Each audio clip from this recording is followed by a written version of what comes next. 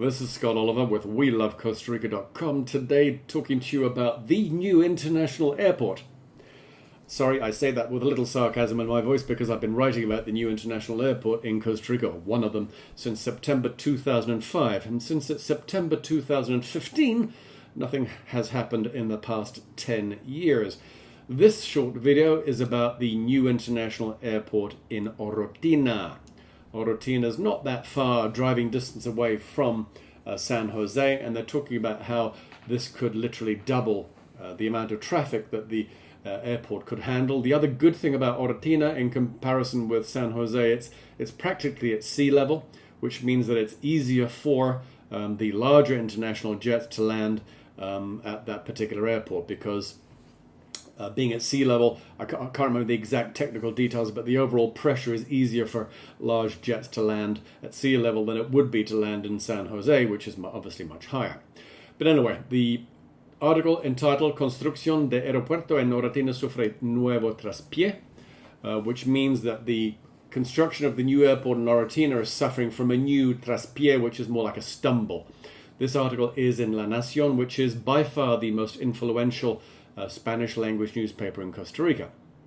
Now what they're saying here is that they have not yet finished choosing the lands which of course will have to be expropriated for this particular airport, and that will take another 15 months.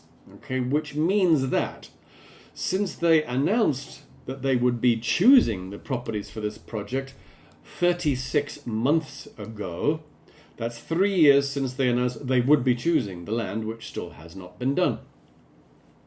Now, Orotina is not that far away from San Jose. Flying time, obviously, it's probably a matter of 20 seconds.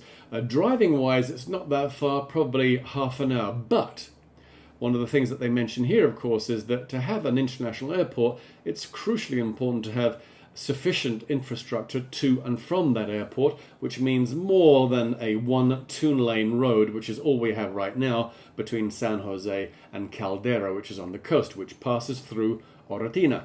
Okay, so not only are we talking about building a new international airport, but to be able to maintain and support that airport and to be able to transport goods and people to and from the airport, we really need a 4-lane highway between San Jose and the Pacific coast. Don't ask me how many hundreds more millions of dollars that would cost, but that's a pretty big stumbling block in the construction of the new airport. Okay, now what they're talking about here is that they would have 20 rampas de abordaje, 20 boarding places, and with the new airport they'd be able to attend even larger aeroplanes. Now the analysis, the technical analysis, will be financed with a donation by the Corporación Centroamericana de Servicios de Navegación Aérea. Okay, so it's $1 million analysis, which has not yet done. And they would do that within 12 months. So, you know, all these things are beginning to add up. And this guy here, who's the head of CITAC, which is the airport agency, really, talks about how we've always thought that 2025 would be a good year for the project, but okay, hay tomar en cuenta, we've got to take into account that an airport, you don't just build in 1, 2, or 3 years. It's a process that takes más o menos, more or less, about 10 years, because not only do you have to build, it's an entire complex scheme.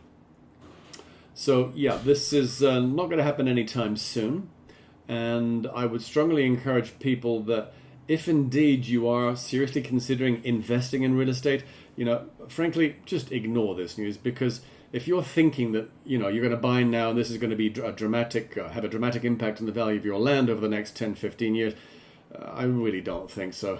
And again, let me harp back to September 2005 when I first wrote about the new international airport that was going to happen in the southern zone.